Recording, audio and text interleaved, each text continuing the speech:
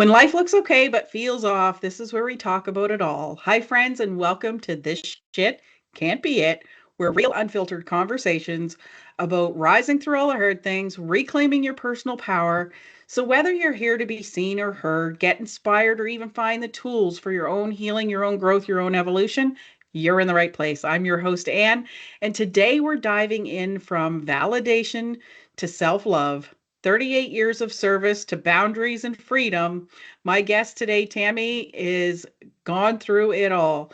For most of her life, she was carrying the belief that love and acceptance had to be earned through validation of others. The belief guided 38 years of service in the nursing industry and other areas, often at the cost of her own personal well being. But through the courage and deep inner work, Tammy made the powerful shift from serving in the government field, health field, and honoring herself and created healthy boundaries and dismissed all the old limiting beliefs. And today we're going to dive into it all and share it all. Hi, Tammy. Welcome. Hey, happy to be here. Awesome. So before we dive into what really happened, paint us a picture of what life was like before you started to realize that you had to start making some of these shifts. So, um, I think we go through most of our childhood. We all have different childhoods, different things happen. We're only as good as our parents taught us at the time to get us to adulthood. And, at a very young age, I started out as a police officer. And little did I know that would lead uh, through many years of service there, trying to save the world, to becoming a nurse, and then again trying to save the world through becoming a nurse. And it didn't dawn on me till later in life that I had literally jumped from the frying pan into the fire, uh, Wow. because they mirrored each other very closely. And it wasn't about the work, the physical work.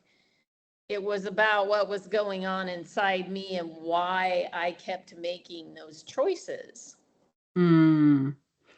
So what was going on inside that made you pick those two specific fields? Because not very often you see people in both of those industries. And like you say, they're both service industries and Mhm. they both can be quite taxing on the person emotionally, mentally, physically. And you pick two industries that I feel, in my opinion, are overworked. Definitely, for sure. So after looking at why I made the choices I made, it was all about seeking validation outside of myself. I was the type A personality, the overachiever, the go get one more degree, uh, get that promotion, um, at all costs, whether it was how many hours I was putting in physically, sacrificing my health and my relationships, um, but never truly getting that need fulfilled.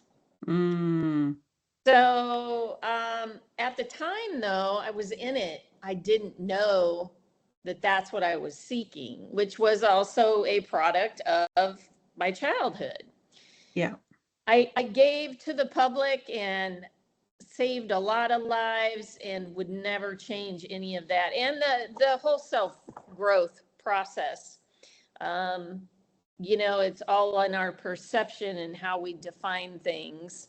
And when I did leave law enforcement and go into nursing, I ended up in the same area in nursing and went into emergency nursing.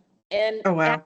looking back at that, I'm like, I'm doing the same thing again. So this loop is playing in my life, but I don't know it at the time. And so I'm still seeking that validation. and now through nursing, everything from the outside. And of course, again, that didn't come about until, I don't know. I think recently some situations happened. I did go through COVID on the front lines. I was a manager Mm, hospice here in Arizona, an RN manager over two inpatient units, hospice inpatient units. One was a COVID unit and a non-COVID unit, which eventually it all ended up as COVID units. But um, at that time, I walked away from being an RN manager, and the company kept offering me more and more money. And finally, I just said, it's not about the money. My health is suffering. I've put on all this weight. My assistant died of COVID, and the agency was questioning me about don't make any statements, basically not wanting to pay the workman's comp claims because we worked in it. And I was like caught up in this situation that was so far outside of my belief system that I was like, I just need to go sit on the couch for 6 months and figure out what I'm doing. mm. So I did walk away. Yeah, that's a lot. And I often don't I don't I don't often bring up COVID because it's such a hot, like it's almost like It's a discussing hot topic. politics, right? Yes, of But course. it's true. It's not what the world went through and all the restrictions and you being on the front lines of it is a whole different perspective from those of us that were living in it because you were like deep in the soup of it. Yeah, yeah. Like It looked that's very different. It looked very different. I can only imagine. Actually, I can't even imagine, I should say, what it looked like from that perspective. And I know even like here in Canada, and it does, like you say, it doesn't matter. It was worldwide. From a person that was, not in the medical industry, I had to cut out the news. It was that taxing on my mental health and well-being, let alone having to face it every single day and then to be feed the contradictions of it internally, like you say, your immediate workers are passing away because Right, and you're told not to say anything. I'm right. like, yeah, I Yeah. God love you. That's all I I can say. Yeah, I appreciate that. Yeah, But what it did for me though, looking back, it's our perception, and there's a good things that happen out of every situation. And I think that's what absolutely. that taught me is, I had poor boundaries as a result of these life choices, in business and in my personal life. Um, and I was constantly trying to get something, and that getting like validation from people, which ultimately was trying to get love from the outside of me. And the reality was, after all of the self-analyzation and going through all the hard times, I was like, it's all within me. Like there was no Mm, reason to seek outside. But it took a whole, you know, 50 years of life to actually, 56 years of life, right? to wake up and say, yeah, and I started putting down boundaries. And boy, does that rock the boat. Oh, When I yes. walked away, one of the first boundaries I put down was with leaving that place of employment after, well, it was COVID was still going on, but it had ramped it had ramped down. Yeah. So they wanted me to come for a luncheon downtown Phoenix. They want me to do this. I said, I don't want to do any of that. It's not personal. The reality is, thank you. Good luck. I appreciate the opportunity.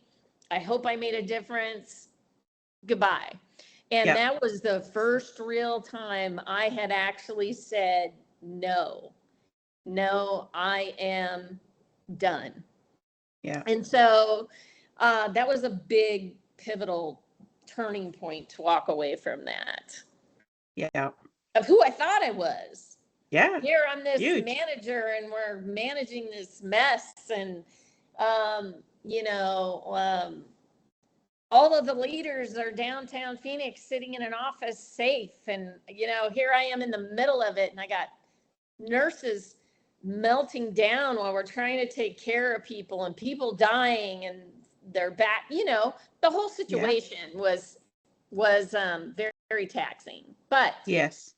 um, as a result, when the dust cleared, it was about me and creating boundaries and Yeah. making a different choice. Yeah. You almost had to go through that path in order for you to get to that breaking point to make the decision. Absolutely. Yes. Yeah. It, um, our generation, um, were from the work hard until you die Yep. generation. I hate to Yeah. put it that way, but that's really kind of what I was taught. Yeah. You what you're told, you don't give up, you stay in the same line of work. Um, and I woke up in that and those belief systems thinking, what am I doing? You Yeah. This know, is messed up. this is messed up. And why on earth? Like, I'm a master's degree nurse and I've got this education and this experience in life. And I've like, what am I doing? Um, but ultimately it came back to me. And the hardest part was turning it all around and taking a look at myself. In the mirror. Yep. Yep, because 100%. that's what it was all about the whole time. Yeah.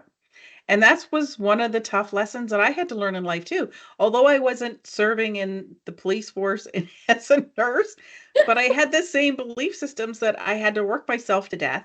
And Yep. I did it to avoid more personal issues. So my mom passed away when I was 23. I became a workaholic. And like you say, companies thrived on it. And not once did any company say, Anne, you know what? You should probably slow down. This is not good. Nope.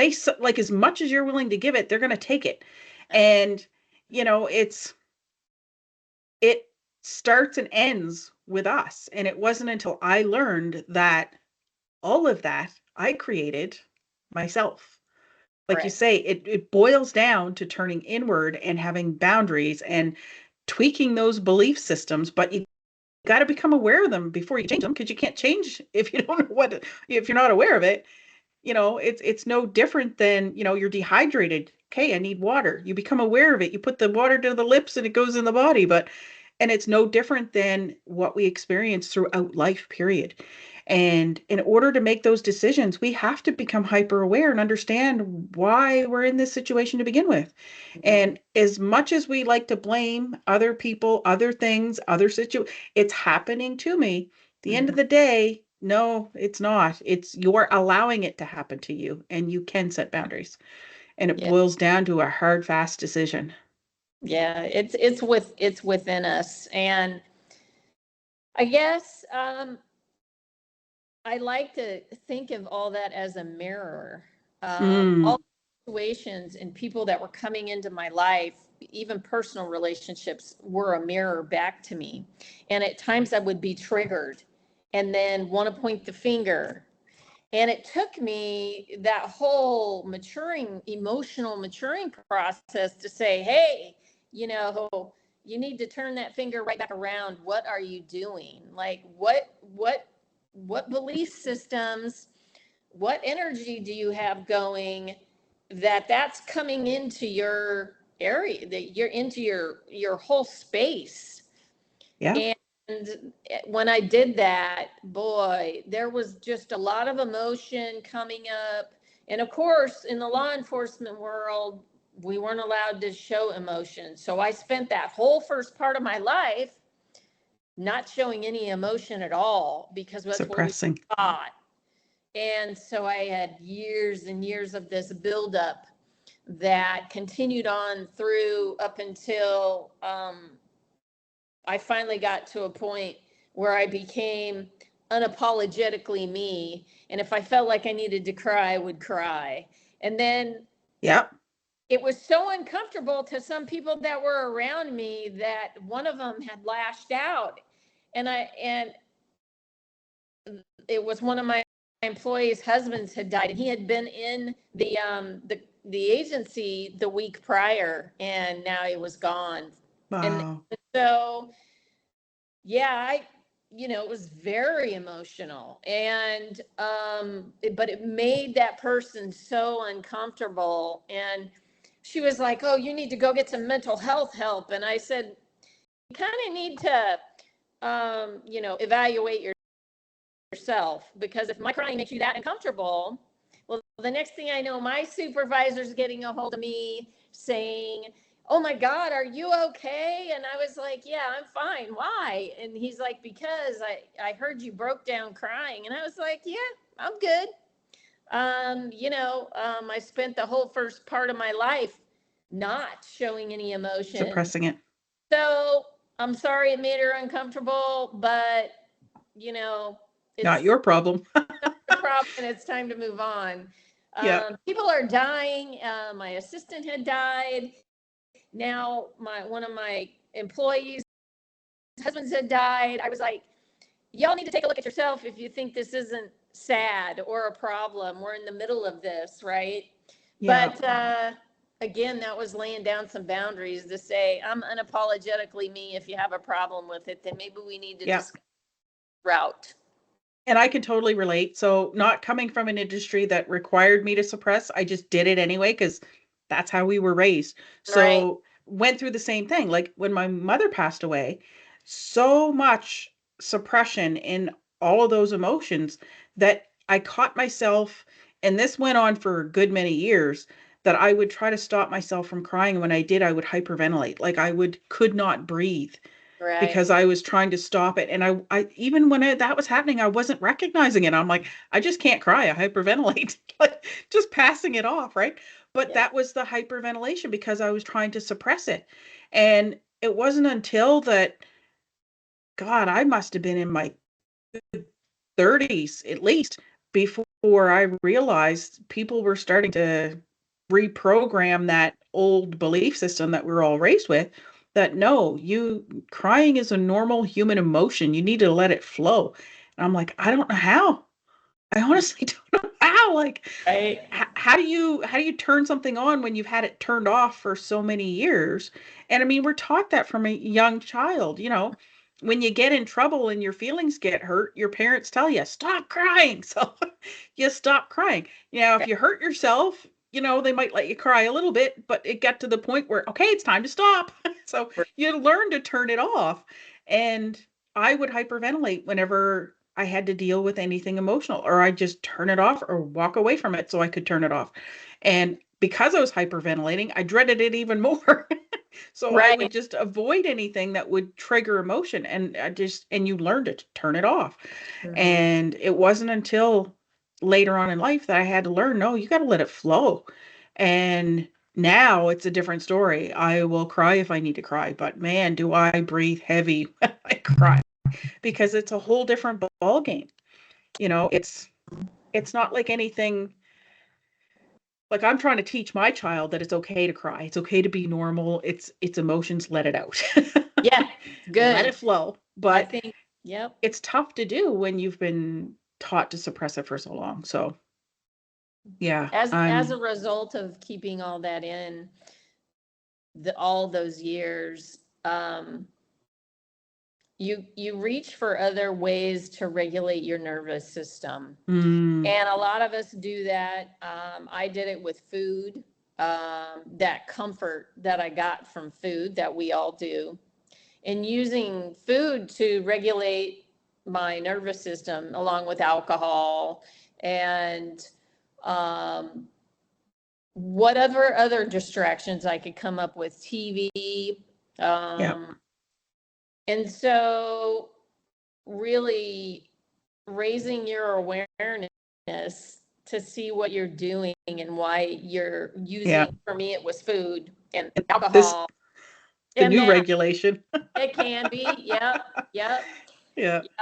And really identifying those areas and then sitting in that uncomfortableness of, man, I've been doing this for so long, as far back as 12 years old, regulating my nervous system with food, and then really looking at those habits. Yeah. And so it's a big awakening in Yeah. in a lot of good ways, but it is very uncomfortable to sit in it. Yes, it is. Yeah.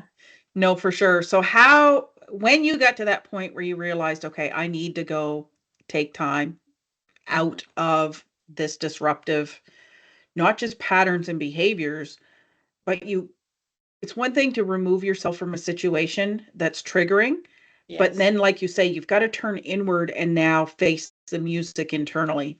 So when was that point for you? Like what shifted when you started to do the internal work and look in the mirror and attack the demons Mm. and the lack of boundaries? How did that show up for you?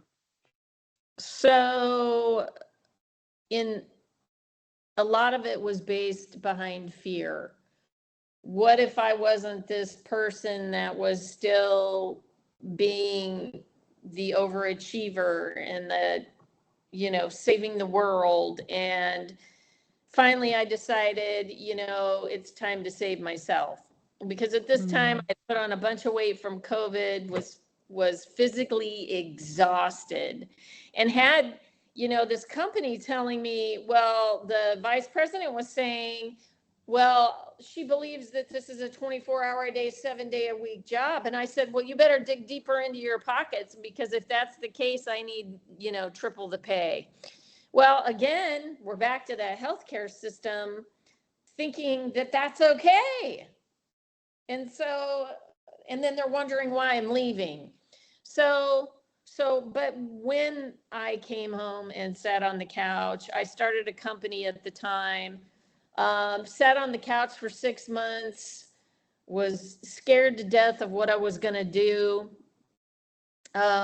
next, mm, and had to face a lot of my discomfort and fears at that time, and yeah. really started employing some uh, things to help move me forward with my awareness. Started meditating in the mornings, um, quieting my mind.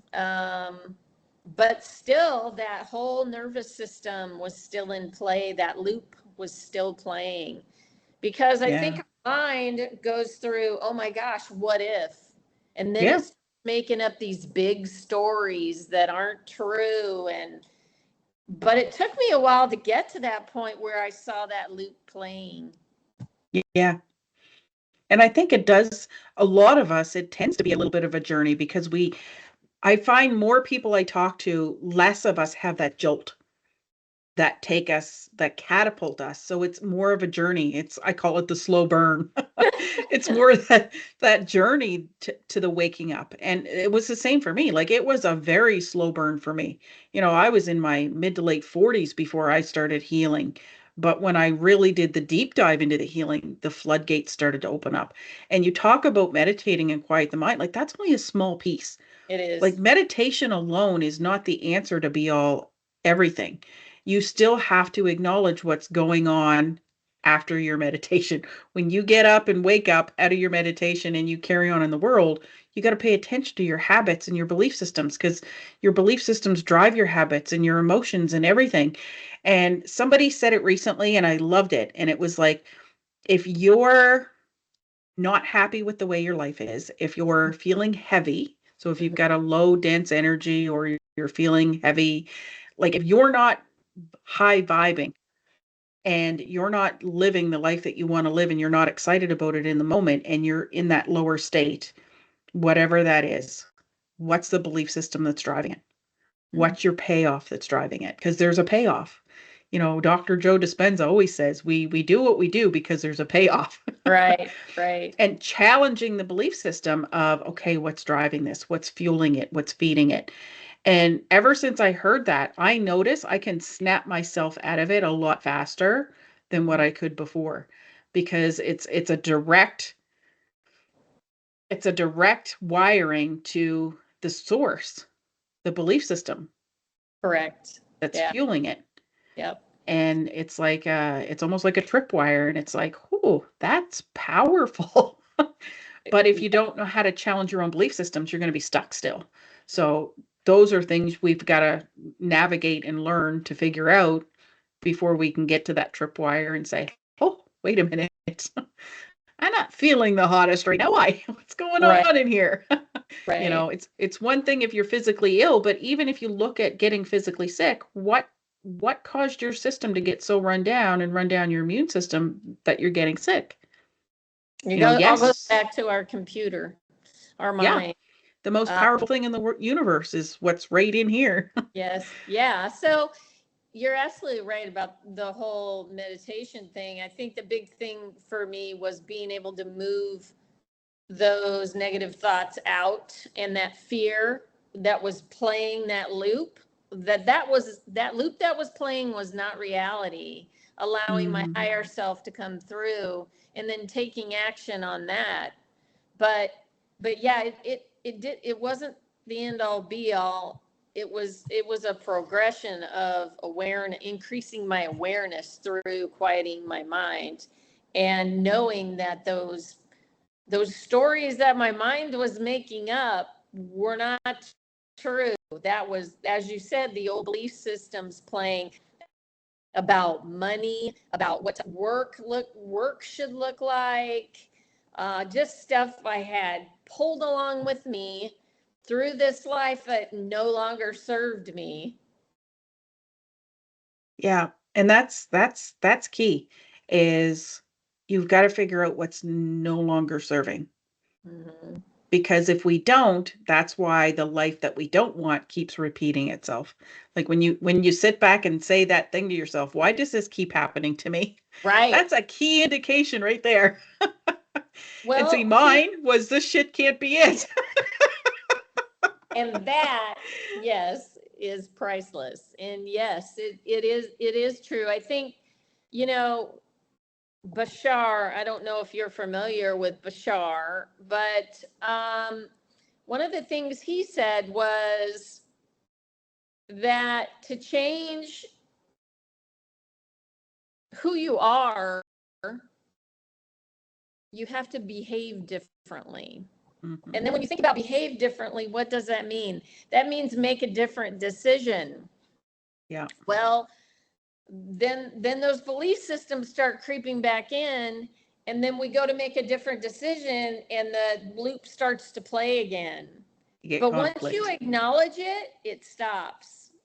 Yeah. And then making a different decision than you would have in the past. And I caught myself getting back into that loop again, um, in my mind, even recently on another job I had went ahead and took and thought, I'll go ahead and finish out to my retirement, in this particular position, which caused me to end up setting down more boundaries and walking away from that because there was some dishonesty that had gone on. But it was all good at the end of the day. But when you're in it, it doesn't necessarily feel good. No, no. And sometimes you have to go through that to test yourself to see if you've really evolved and embodied what Exactly. you've learned. Exactly. And that was a conversation my husband and I had. I said, I've done all this personal growth and I feel like I've forgiven so many people in my life and let go of so many things because I used to hang on to so much, right? And I Mhm. feel like I've let go of so many things, but I said, the tale won't ever be told until I'm put back in those situations. And he's like, right, Right. because you've got no way to really check it and test it otherwise. Well, So, and it won't, I think at this point, it's not going to continue to replay because once you close that yeah, loop, it shuts down and that whole process in your head changes. yeah, But, always wanting I don't know, there's some psychological thought process that you're safe in that particular area, which is it's a Oh, false, another false belief. yes. Yeah. No, I love it when I hear, Dr. Joe Dispenza, and I talk Tony Robbins a lot because I've been diving into his training lately, how they really talk about being the gatekeeper of the mind, because garbage in is garbage out. And they're Right. not wrong. The garbage that goes in is the garbage that comes back out. And when I first heard that and I really started to process that in my mind, I was like, yeah, they're right. Like whenever I've been nasty and had the shit flowing out, there was nothing but shit going in. Like Yep. to even eat, like in the workplace, even to stop the nattering and the bitching and complaining Oh, yeah. that Yes. happened. Like that's the garbage in. So the garbage is just going to come right back out again. But being able to catch that, recognize it, flip the script, walk away from it, and even bring it to other people's awareness and say, you know what, I'm not going to engage in this conversation because I really don't want to be bashing anybody, whether I agree or disagree with what you're saying. I Right. just don't want to have this conversation anymore. And that in itself makes people like, what? Oh, yeah. And it's hard to break that habit because when you're in that environment all day long at work and everybody's doing it, you don't realize how much you're doing it until you try to stop it. And then when you try to stop it, it's like you're stopping it all the time. And it's like, holy crap, like I was a part of this. Like I I was know. part of the engager and the Yep. encourager of it. And it's like, So oh was my I. Lord. Yeah, And women, as much as I love us, we as women, we want to solve the world's problems. yeah, And ladies get together, and we're, hearing all these bad things. And before long, I'm involved in someone else's relationship who's a very good friend of mine for 30 years. And I caught myself thinking, what am I doing? That is not any of my business. not I your need to battle. not be in that. But that whole, I'm going to keep calling you and telling you about it. Again, she's seeking validation outside of herself. Yep. And I had to get to the point where I just stopped Yep. interacting. And we're still friends and we still have conversations, but I try to steer clear of any of that part of the conversation. Yeah. The Uh, drama. because yeah, before long you notice you're gotten sucked into it, and it's Yeah, very, very unhealthy. And then it is. when you don't do that, and you lay down some boundaries, I've a lot of my friends that I used to have are just sort of fading. They're gone. Yeah. Yeah, because you're not feeding their fire anymore. Right. So, and they're Right. not aware and they need that feeding because they're not aware and you've become aware. So, yeah, no, I've noticed that too. And it's funny because I have some friends of mine that, we kind of started diving into personal development at the same time. We didn't do it together. We went down our own paths, but because we were going down our paths at the same time, they're still here, they're still around. And there's friends that did not navigate that path. And I don't want to say I naturally just dissolved of them. It just naturally happened. And probably Yeah. because my boundaries are so high. And I became aware of my personality and how much I can impact people back in my mid to late 20s, but I didn't fully understand it fully. I became aware of it, but I was not hyper aware of it. And it was in my mother's passing that I didn't feel I needed psychiatric help. And back then I was scared of that industry because they would push drugs and I was not getting into drugs. So I had my own preconceived limited belief systems around the medical industry and what help they could give. So I steered clear of it. So in doing that, I got involved in a self-help group. And Hmm. it's in that group that you get talking and you get such a mixture of personalities that there Hmm. was a lady in there that was very timid. Like her personality was very amiable. And we went on this journey. Like she come in partway through what would have been my year, for example. So, I was with this group maybe 2, 3 months before she came into it.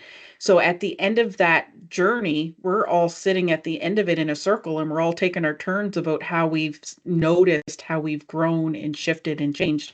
And when Mm-hmm. it come her time to speak, she sat there and she's like, I've learned to claim my voice because she was very quiet when she came in. She wouldn't talk much because she didn't feel like she needed to be validated, but she felt her voice didn't matter either. Oh. So yeah, so as she's talking and she pointed at me and she's like, "You," and I was like, "Me?" She's like, "I was scared to speak up because of me, because my personality, my energy was so strong and dominant Mm-hmm. that she did not want to be knocked down by me and didn't want to, she was even scared to put herself in a situation to even speak up because I was such a strong dominant force. My Right. energy was that powerful in that room for her that it took her a long time to learn to speak up with me in the room because she was scared that my opinion would come in and shut her down. And that was my first catch of my awareness, but she made me aware of it, but I didn't know what to do with it. Mm. So I continued to live life with this explosive personality, not realizing how I'm impacting other people for the longest time. Right. And I like you say, I was in my mid to late 40s when I started to do a deep dive. And I had learned a little bit leading up to that to wind it down and mirror some of the personalities I'm with, but not to the degree I did when I started to do the deep dive. And then it was like, holy crap, yeah, wow. Yeah.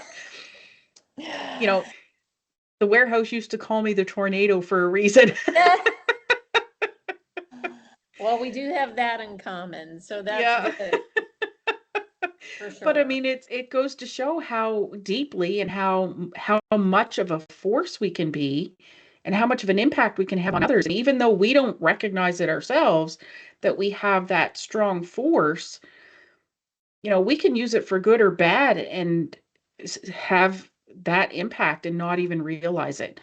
And not even, it's not something that you need to have credit for, but it's just something that to know that you can use it for good and really help impact.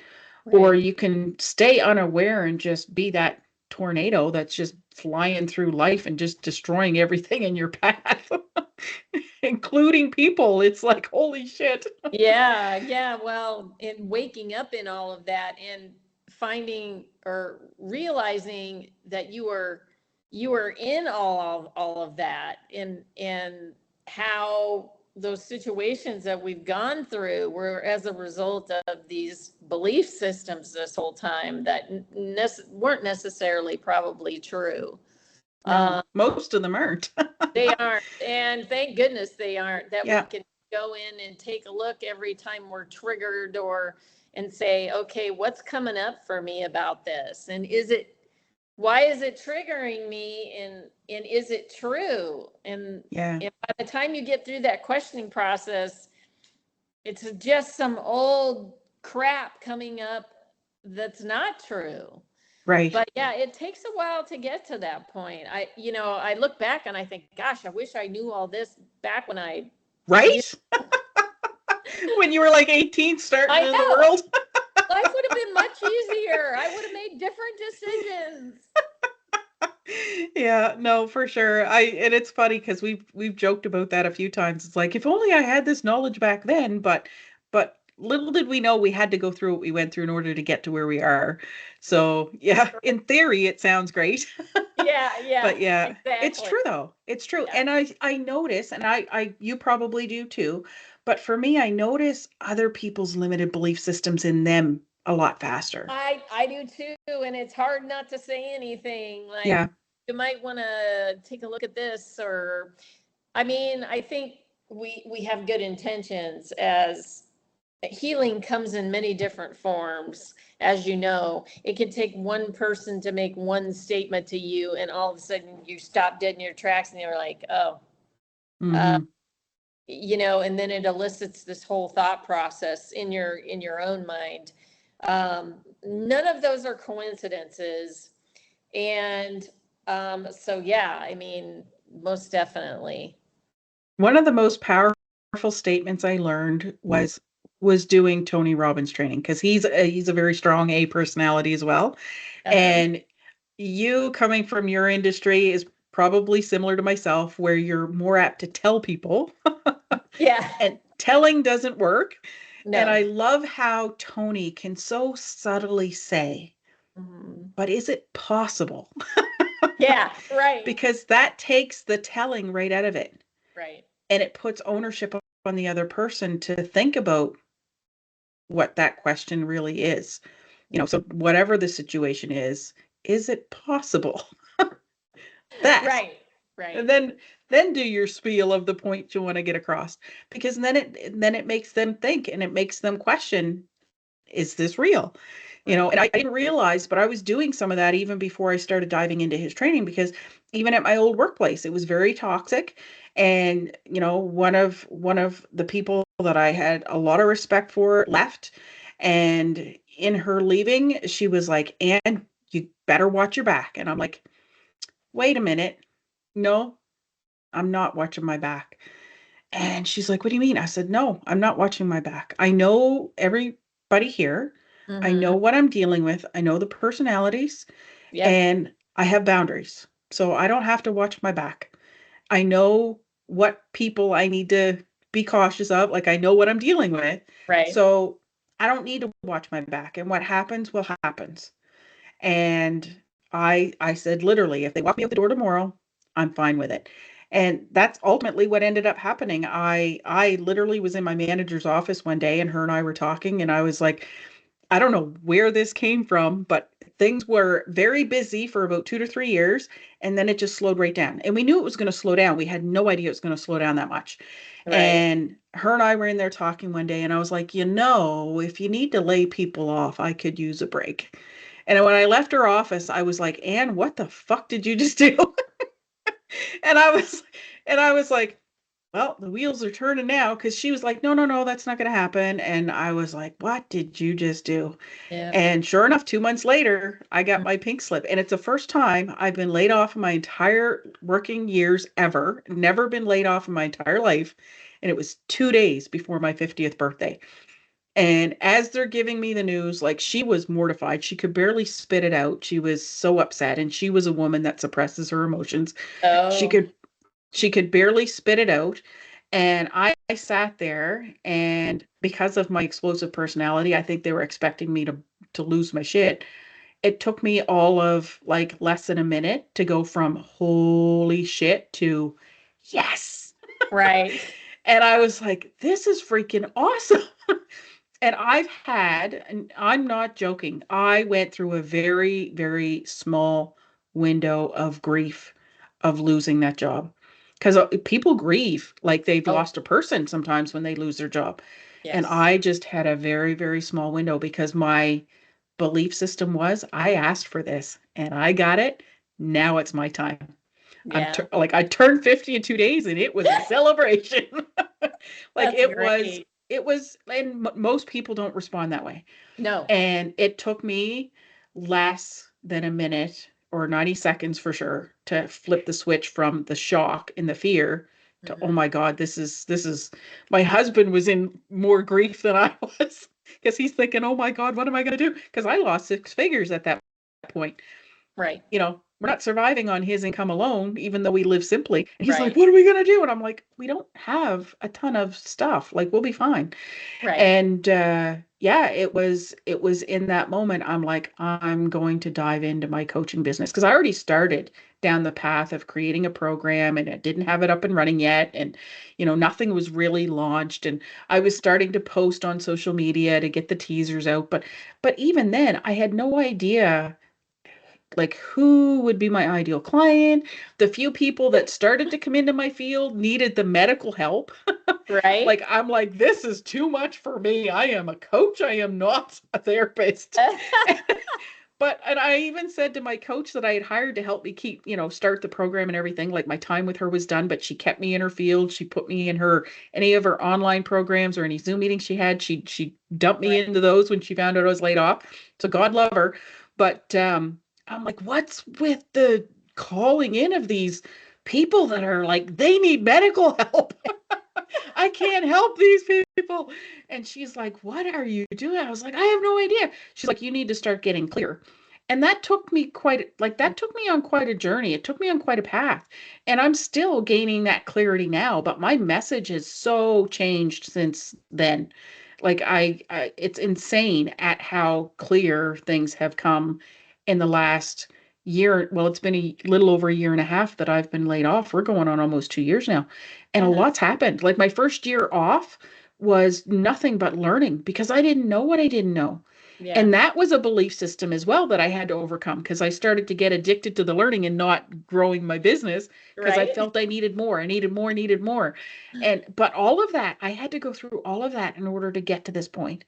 And even this podcasting was like tapping on my door so many times. And I kept ignoring it because I was like, it's too time consuming. It's just a distraction. But everybody said bring value. And then one day it hit me. It's like, holy shit, I've been avoiding this podcast thing for like a year and a half, 2 years, even beyond, because it started Right. tapping before I was even out of my work. And I was like, holy shit, like what a great way to be able to give back. Because not only am I sharing my wisdom and knowledge, but I'm sharing other people's wisdom and knowledge with perspectives that I know nothing about. Right. I was not in the policing industry. I am not a nurse. Never been through that. I could, like I say, I don't even want to imagine what you had to go through. But I'm able to hit people at a different level by bringing you in and bringing you on and having these conversations, because I'm never going to be anybody's guru. And, I even watched that episode of Tony Robbins where he says, I'm no one's guru, Right. because it's not him changing people. He's just helping you become aware for you to help yourself. Right. And it was in that, it was like the power in that in itself. It was like, holy shit, like every answer we're seeking is within us. It But is. we all hire coaches, we all hire therapists, hypnotherapists, like we all hire in different modalities to help us break down, like to chip away at the ice to get to the center of how do we tap into that Right. ourselves.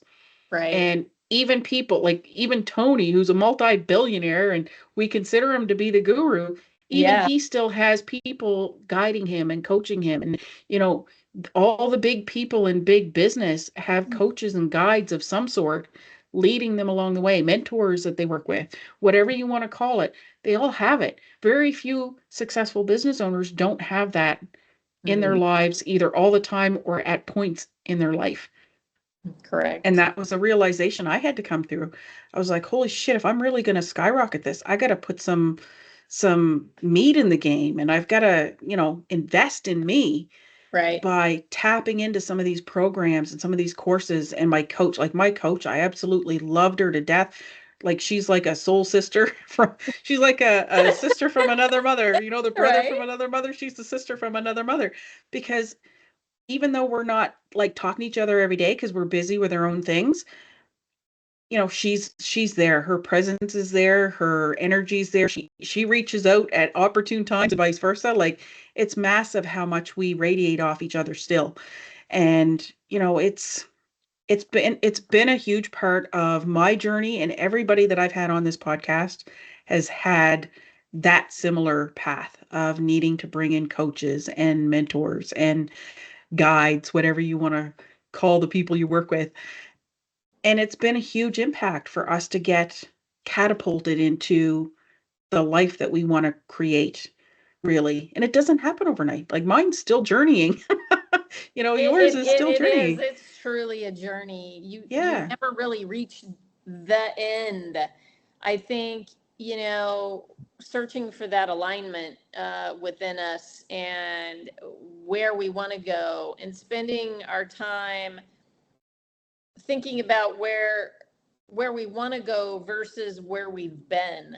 Mm-hmm. And because, although where we've been is important because we can help people with that, to know it's possible to live a different life. There's all that fear surrounding those changes. And if you see somebody that's done it it might empower that next person to just say, you know what, if she can do it, I can do it. Yes. Which is a big deal. Yeah, and the past is only meant to be a learning block. Like, learn from it. Don't Yeah, stay in it. Like right, Dr. Joe says it so plainly, and I sometimes struggle to remember how he words it, but he says, you know, depression comes from living in the past. Anxiety comes from trying to predict the future. right. And he said we need to be in the present moment. And if we Yeah, stay in the present moment and we focus on where we want to be, there's no room for that depression or fear. And both the depression and the anxiety comes from fear. There's no room for any of it if you're in the present moment and you know what you want and where you're headed, and you're just focusing on the tasks at hand and working with the people that are in your life at this moment to help you get there, make the impact you want to make, and get there. Then right. there's no room for any of that other stuff. Yeah, he's amazing. I saw him in Sedona. Yeah. Um, Read quite a few of his books as well, and it all of that stuff is very helpful, but it also took those life experiences to really take a look at myself and say, Yeah. what am I doing to bring this in? Yeah. And where do I want to be? It's almost like starting from the end, develop your what you want life to look and feel like, and then start from there, start embodying that. Yeah. It's all an ice pick, chipping away at the ice to get to the core. It is. Yeah. Yes. Yeah. It's all tools, right? Yep. Oh my God, that's awesome. So, how did all this lead into your business now? And what is your business all about? And who do you help? So, if you've been looking at the TV at all, which I try to limit, but and even social media, one of the things is that all of this stuff that we're talking um, about our life path, our mindset creating our physical health. And for me being a nurse and pushing so many pharmaceuticals, it really led me to take a look at our food system and how our mindset is playing into our dis-ease process and has made its way into our food system that we didn't know we were eating. And now, if you look at us now as a society, we're much heavier than we were 50 years ago. Yeah. And so back June 5th, I removed all chemicals from my food, meaning I went through my refrigerator and pulled everything out with stuff that was stuff I couldn't pronounce. And that was a big awakening because about 12 pounds fell off as a result Yeah. of on how detrimental those chemicals are, and then how that plays into our everyday life and how we live our life. So as a result of all that, it's really kind of spurred me to come up with more of a life program addressing the mind, the physical, which is the body, and what we're putting in our mouths daily, and why we're doing it, involving our nervous system, and how that ultimately, if you want to reach the end goal of the way you want to feel and look and be, it all plays into that.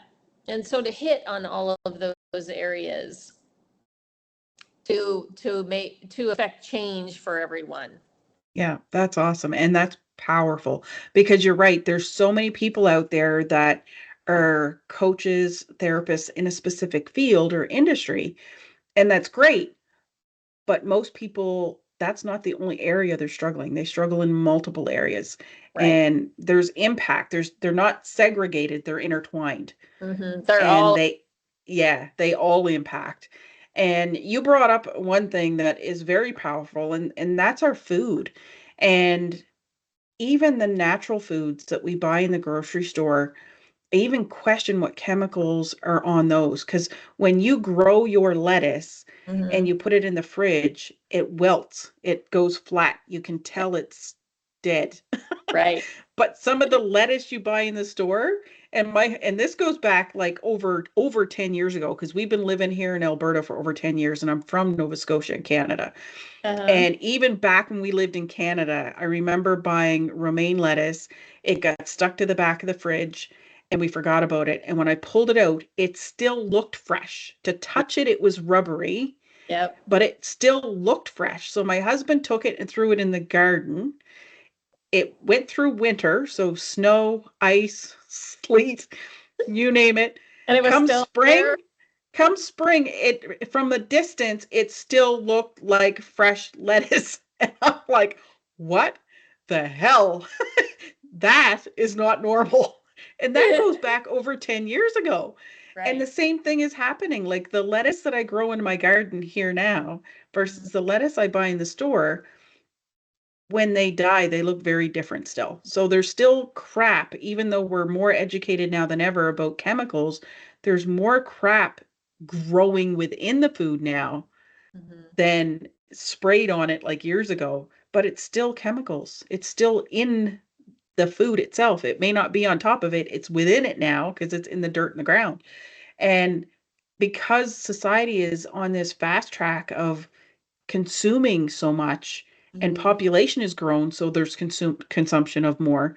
You know, you hear about the chickens being fast given chemicals to fast grow so they can get to market to hit the store. Right. Eggs, it's hard to find, true, real, safe eggs now. All of it is been contaminated to Right. massive and massive proportions. So, we still need to, it goes to show how important it is to eat even healthier more now than ever. But even that still is going to have some chemicals in it that we never really faced back when we were children. Growing it in our own gardens when we were kids and eating it, eating the peas straight off the vine, Mhm. it's hard to get that now. So it's been huge. Well, thank you so much, Tammy. I'm so grateful that you're here and we had this conversation. I'm going to make sure your links are in the description below. So this is going to be on YouTube and also Spotify, All right. and all the links are going to be in there. So thank you so much for joining me. This has been awesome. It's been awesome. Thank And yeah, no, this is great. Remember, everybody, take care, breathe deep, and have a wonderful day. Thanks.